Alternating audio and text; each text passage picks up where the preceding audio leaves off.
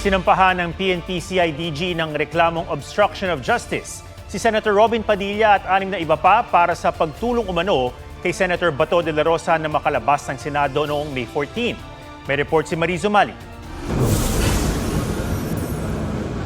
Pinagplanuhan at hindi nagkataon lang ang pag-alis sa Senado ni Senator Bato de la Rosa noong May 14. Yan ang binigyan diin ng PNP-CIDG sa pagsasampa nila ng reklamo obstruction of justice sa Justice Department laban kay Senador Robin Padilla at 6 na iba pa. Hindi po yun incidental. It's not a mere hitch ride.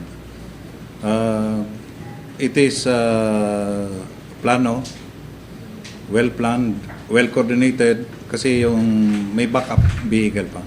By indispensable cooperation, ma'am. It will not happen without him.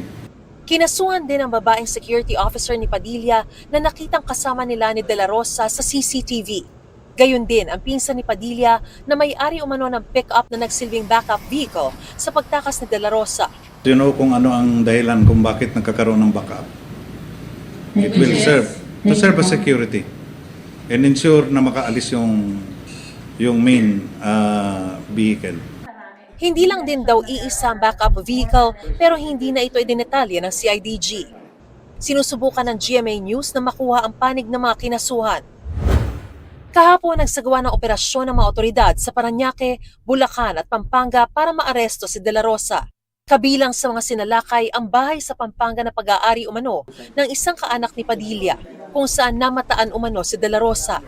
Giit ng PNP-CIDG, hawak nila ang kopya ng arrest warrant mula sa International Criminal Court nang ikasa ang operasyon. Taliwas sa sinasabi ng misis ni De La Rosa. We have our warrant of arrest na pinakita namin if it's needed. And very cooperative naman po yung local officials doon and the owners of the house. Yes, it's an ICC warrant. Kanina nagpost sa social media ang may bahay ni De La Rosa ng litrato ng mga police mobile sa ancestral home ng senador sa Davao del Sur. Sabi niya, tiyaking na ayon sa batas ang ginagawa ng mga otoridad. Kung hindi, mag-self-destruct na lang nila sila.